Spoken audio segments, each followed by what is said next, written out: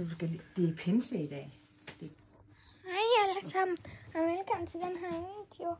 I dag har vi lavet morgenmad. Alt det her. Det er pinse i dag. Det er pinsesøndag i dag. Og Jonas har faktisk selv lavet det mest. Han har kun lige skal huske at fortælle, hvor god du er til at lave. Han har faktisk været rigtig god til det. Jeg har lavet den her ret. Ja. Lune leverpostej, ja, og yoghurt med krømmel til,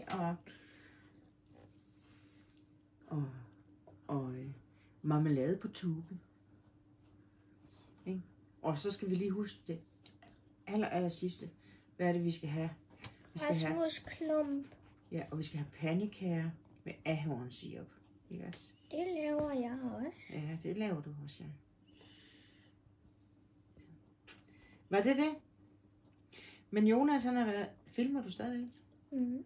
Jonas, han har været rigtig dygtig, og han har selv lavet... Kan du lige filme de scramblede æg?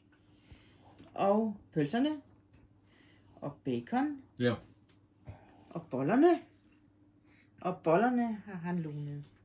Han har været rigtig dygtig. Ja, det har han. Så han har bestået hjemkundskabsprøven hjemme ved sin mormor. Til UG og kryds og bolle. Ja.